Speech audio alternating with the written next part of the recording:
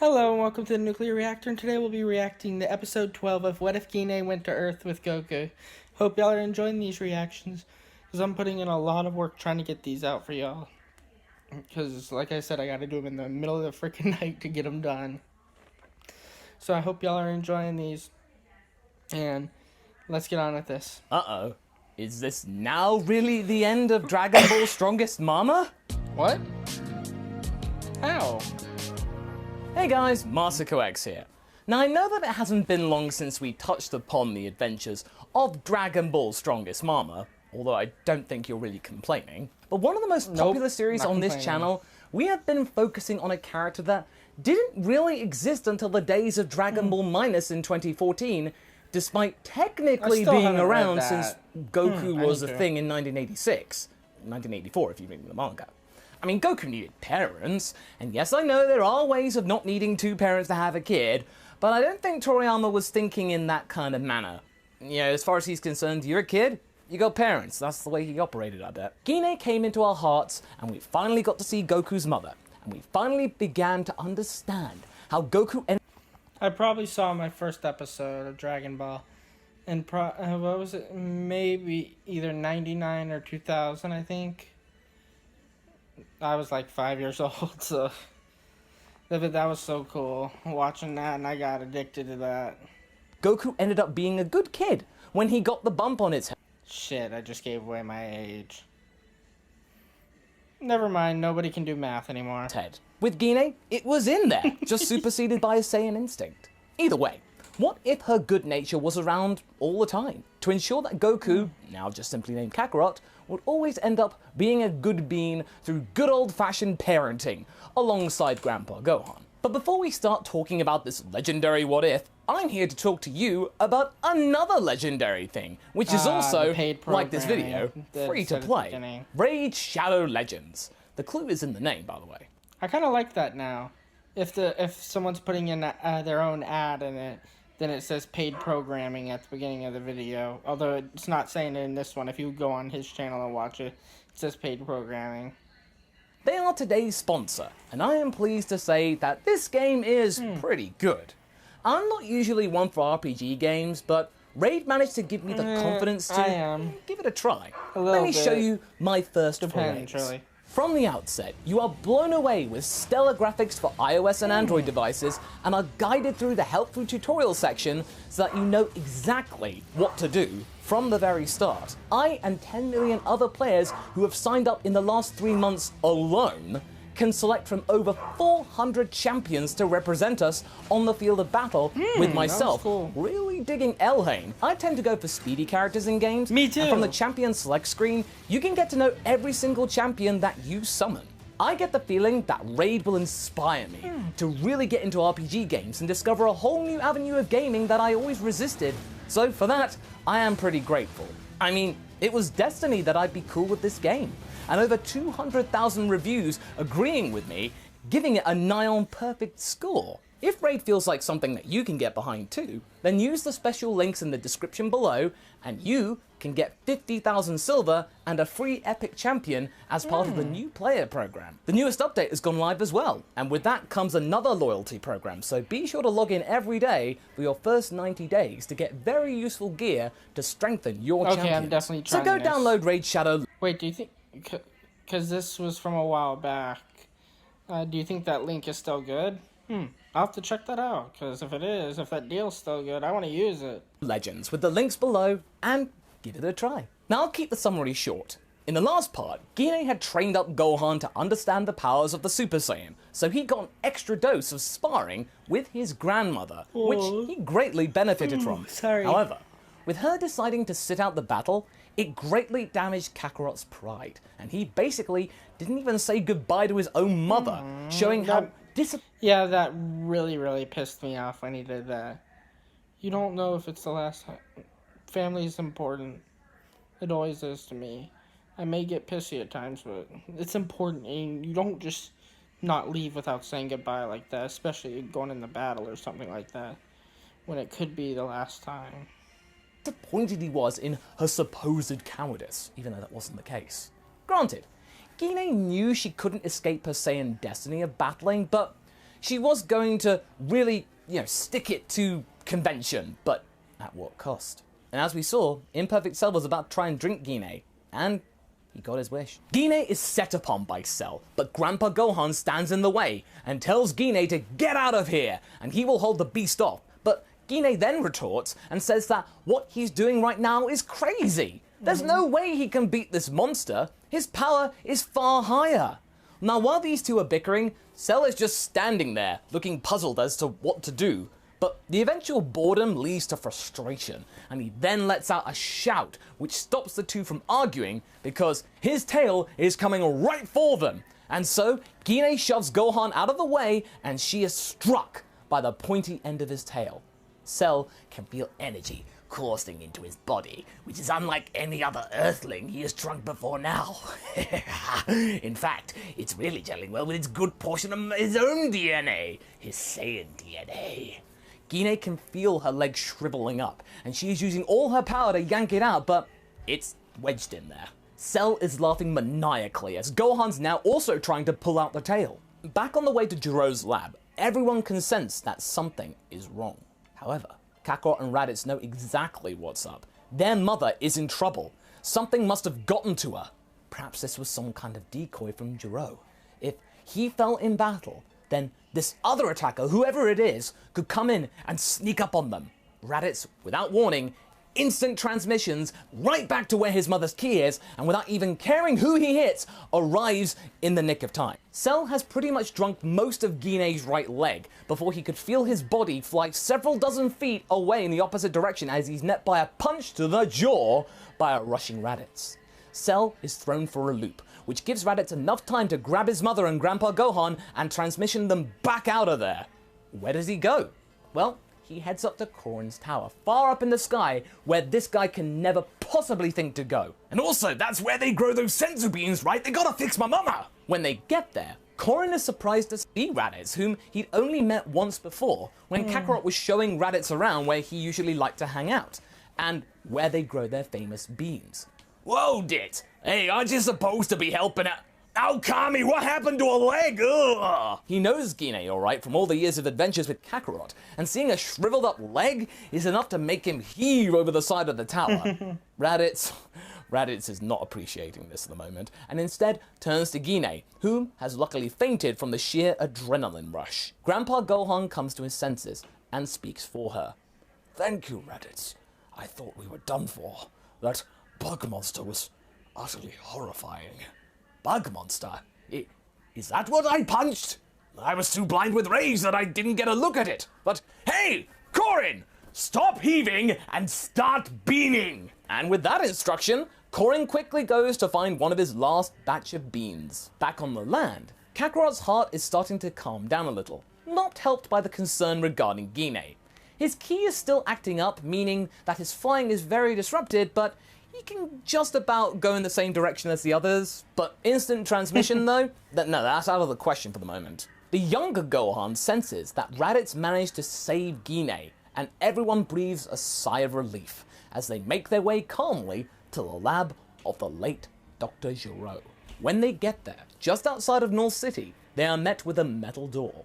Vegeta offers to blow the door up, but Kakarot offers to instant transmission through and open the door from the inside, but Gohan doesn't reckon that that's wise due to his ki being all funny right now. Well, Dad, who knows where you might end up? You could end up in space and suffocate. Ugh. Oh, well, I don't want that. It's a good idea though, Dad. Just not so good timing. Yeah. Kakarot sighs, hoping for his ki to right itself sooner or later. It's getting boring now. Bulma then tries to hack into the door's controls, but these controls are far too complex for the short amount of time that they have. Who knows what could be inside, ready to storm them? Reluctantly, they all turn to Vegeta and point to the door, without saying a word. Gladly. Vegeta fires a beam at the door, and it explodes, causing carnage to the entrance of the lab, but everything else inside is okay. When they get inside, they see a clean and functional laboratory with various empty pods strewn around, but 3 pods are closed and active. Trunks immediately spots 2 pods with the numbers 17 and 18 on them. Yes, these are the 2 androids that wrecked my timeline. They haven't been activated yet. I say we destroy them now and be rid of these menaces before they even have a chance. Bulma turns to her future son and looks shocked. Destroy them? Why? They haven't done anything yet. But Mom, don't you get it? Thanks to these two, everyone I know is gone. Even Gohan. Gohan is stunned. Wait, I'm gone in the future? Trunks turns around. I'll explain later. I will not allow you to wake those up. Wake them? No way. I want to reprogram them. According to their readouts, they're mostly human with upgrades. That's so cool, Trunks. I'm not gonna turn them on. I'll just transport them to Capsule Corp and reset them there. Trunks is resistant. After all, this was the reason that he came back in time, to fix the problem. Sorry, trying to put my But show his on. mother was one of the smartest people he knew, so whatever she's doing, she must have a good plan and a reason. Back with Korin. Gine has had a sensu bean, and her leg is slowly Program her to be Krillin's wife earlier than usual. recovering. In fact, she got a nice Zenkai boost from all of this, but not that she particularly wanted one in the moment. She is looking very introspective. Just when I thought I could escape all this, it comes right to my front door. Raditz and Grandpa Gohan look quite apprehensive. Mother, I know that this wasn't what you wanted, but don't you get it? You're a Saiyan. No matter where you go, you can't escape your nature. I did once. For 15 years, I had a peaceful life. Away from Frieza. Away from all those doubters who said I was nothing. I had my son, and now I have you too. Why can't I have that life again, Raditz? Why? She's tearing up right now, and Gohan shuffles and backs up his now second son. Gine, the truth is, you never escaped it. Kakarot is the pure embodiment of the Saiyan fighting spirit, which you nurtured. If you wanted to truly escape from all of this, you would have abandoned your son and gone off on your own. Gine is left stunned. Abandon Kakarot? Never! I would never do that! He's my son! Kakarot was one of the few things that kept me going! You see, says Gohan, you channeled your Saiyan pride through your son instead of yourself. You did the same with your grandson these past 3 years. You may say that you want nothing to do with your instincts, but in fact, you and Kakarot are the ultimate definition of them. While she is assessing all of this, the gang have disconnected the 2 android pods of 17 and 18 from the main supply of power and loaded them into some empty capsules that Bulma had in her car, which was coincidentally marked 17 and 18, the pods. Bulma laughs at this. It was like it was meant to be. Anywho, I'll get these over to the lab right now, put Trunks to bed, and keep them safe. There'll be no trouble at all. Trunks isn't convinced. Well, I'm coming with you, just in case. Bulma shrugs. Okay, you can be my bodyguard if you want, not that it matters. And with that, Bulma and Trunks head back up to Capsule Corp. Kakarot's gotten a little bored, and he's been skulking around the lab while they've been disconnecting the pods to look for some clues about Giro, 16. thinking that he might be able to help, and then spots something. Hey guys, there's a pod that Bulma forgot about. Maybe she wants this too. Dad? I don't think we should be snooping around anymore. We got what we came for. Nah, I got this. What she did was easy. All I gotta do is shut this down and Oh. Kakarot was tapping the console on the pod randomly and activated it. Oh dear. The pod's hatch emblazoned with the number 16 raises up, and out steps a huge red-haired robot, which is just standing there. Everyone is unsure how to proceed, but this robot knows how. He looks down at the people beneath him and claps his eyes on Kakarot. His eyes light up, and after a few seconds of silence, mutters, My name is Android 16, and you are Kakarot. Prepare to be eliminated. Huh? Eliminate? What? 16 rushes Kakarot, and the pair fall out of the open door of the lab and just downwards. Nobody knows where they went. But back up at the tower, Raditz and Gine can sense that something bad has happened back down on Earth to Kakarot, but there's people to help him right now, and at this point, the two of them are, quite honestly, the weakest of the bunch, relatively speaking. Raditz curses himself. I wish I could help more. We're not strong enough. We? You're forgetting, Raditz. I'm in no condition or inclination to fight. If we're not strong enough, then how can we help? Korin pipes up. Well, there might be a way for you guys to get stronger. Go and check in with Kami up top. There's a room he's got which could be of use to you. That is, if he deems you too worthy, that is. Raditz is intrigued, but Gine is still resistant. But right now, this is a plan, and what they need right now is a Is plan. a plan. Any plan. Grandpa Gohan offers to stay with Korin until they get back, and the Saiyans head up to the lookout and visit Kami. When they get there, Kami sensed their arrival and had talked with Korin after communicating with the cat telepathically about the situation. I know what you're going to ask of me. I must warn you, it is not an easy proposition. Are you sure you want to know about this room? Raditz powers up to Super Saiyan anger and just shouts, "Just tell us, old man! We don't have time for your prattle!" Gine soothes Raditz back down again, and Kami proceeds to explain the workings of the Room of Spirit and Time to Gine and Raditz. After they process the mathematical ramifications, because Saiyans are not good with math, Raditz asks if they can bring Grandpa Gohan in to keep them sane. I'm afraid not. Only 2 people can go in at a time. Nobody else. Can someone explain that to me? Did they ever actually, I don't know, explain that in Dragon Ball or something? Because I don't remember ever seeing that. And it, I mean, obviously there would be limits, but 2? Okay. May enter. I hope that you have paid more attention, Raditz, while I was talking. Raditz curses under his breath, but Gine asks, "Do we really have to do this?" You don't have to do anything. However, I feel that in the coming hours we are going to need all the help we can get. Raditz looks to his mother and takes her hand. It'll be all right, Mother. Come with me. With that, the two then embark on a journey into another temporal dimension. And that's where we're going to be leaving things for right now. So what do you guys think? Do you think Gine will ever truly embrace the idea of a Saiyan? Now I'm debating whether to do a second reaction to this week or not. Because I really want... Well, we're almost caught up, but I want to be caught up on most of these by Christmas so I can start the anime reactions, but we'll figure it out, damn it. What about Kakarot? Is he going to be okay, what with his key being all screwy? Leave a comment below and let's get this discussion going. Damn. And I shall didn't see think of you that. in the next video. Catch you later. Alright. Hope y'all are enjoying my reactions, and I'm looking forward to this. I really want to finish this, but I know I should probably let it run its course out. Oh shit, but if I'm trying to catch up, then that means I also need to do what if Goku is female, but there's like what 8 or 10 of those, and I'm only on 5. I might pop. I don't know. I'll figure it out. I might pop out 2 of those this week. 2 of the Gines this week.